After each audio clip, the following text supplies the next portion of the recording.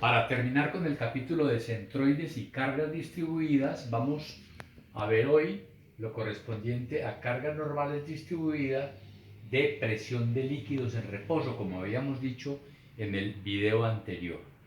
Para eso recordaremos de la física el concepto fundamental de la presión de un líquido en reposo y luego haremos tres ejercicios que son muy parecidos entre sí, con una ligera variación, y finalmente veremos este ejercicio que trae elementos un poco diferentes de los tres primeros.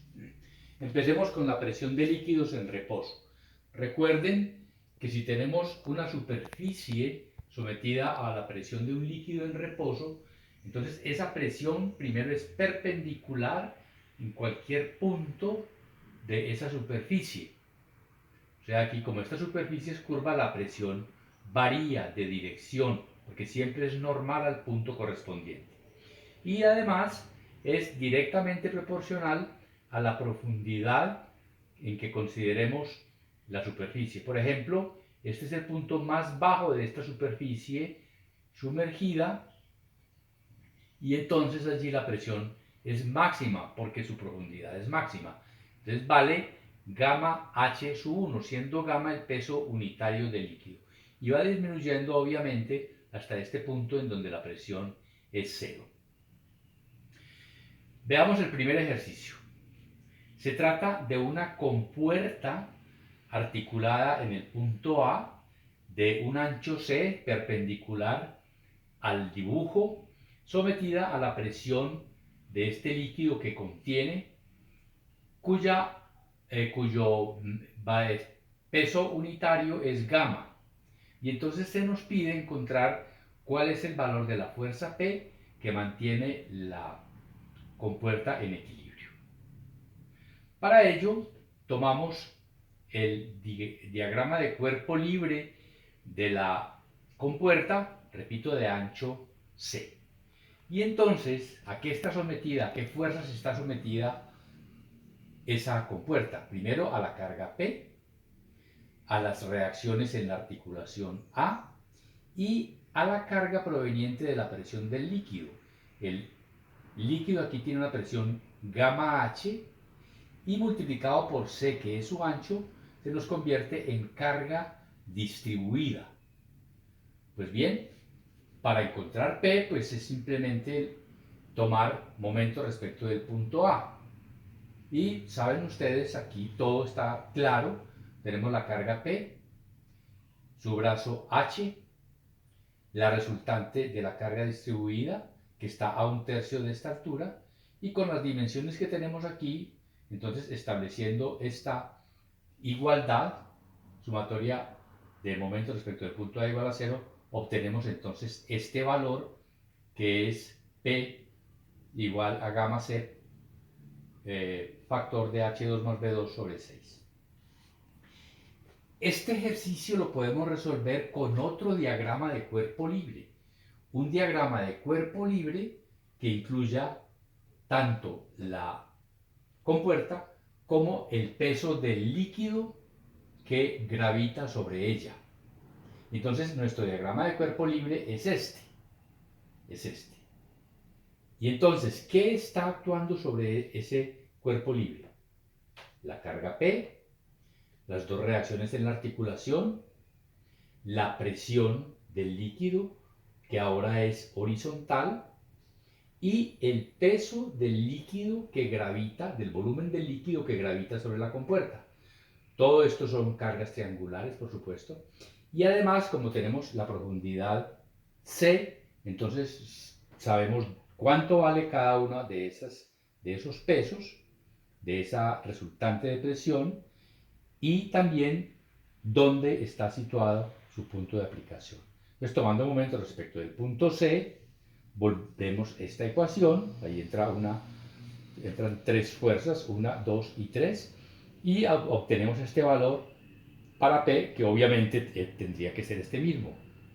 Tendría que ser este mismo. Muy bien.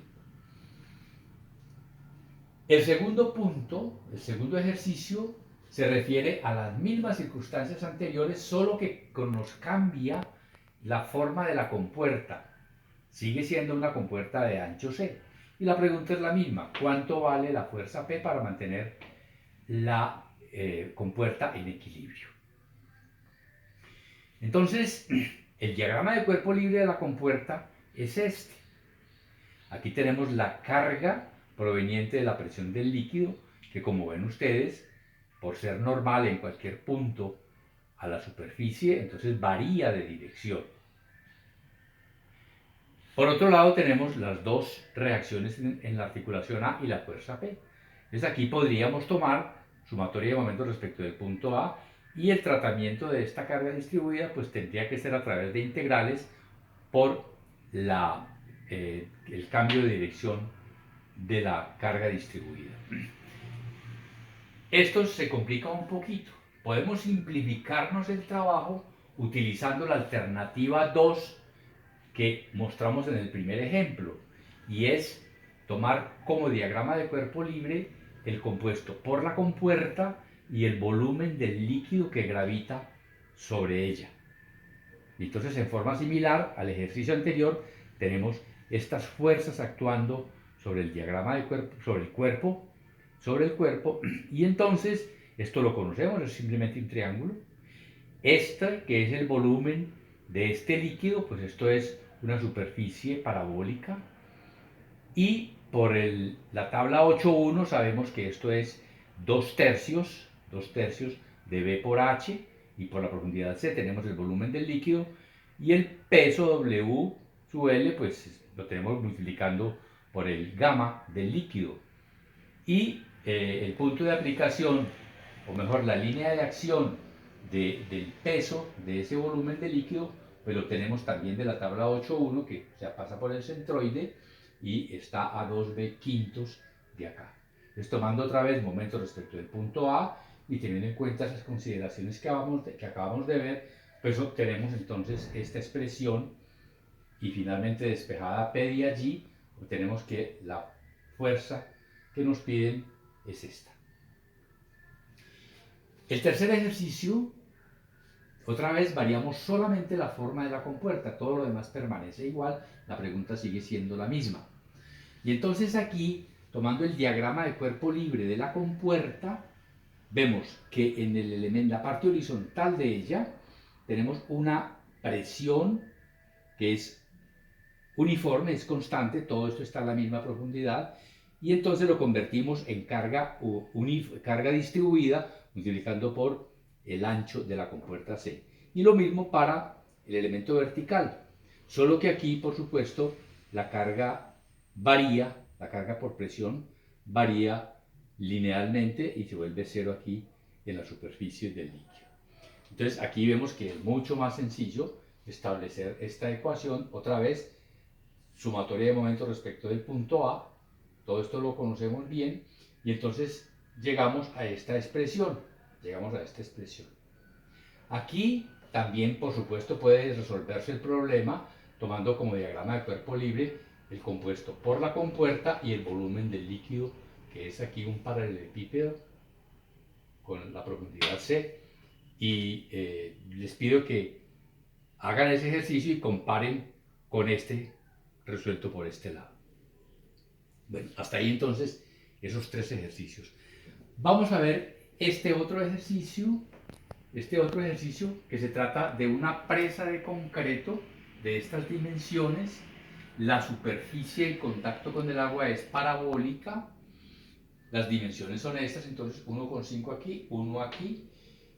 Y nos piden, sabiendo que el agua que contiene es agua salada y tiene una densidad de masa de 1030 kilogramos por metro cúbico, y el concreto tiene una densidad de masa de 2400 kilogramos por metro cúbico, entonces nos piden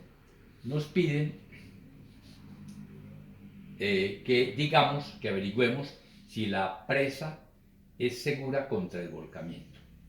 Entonces aquí evidentemente vale o es ventajoso utilizar como diagrama de cuerpo libre el que contiene tanto a la presa como el volumen de agua que gravita sobre ella, es decir, este.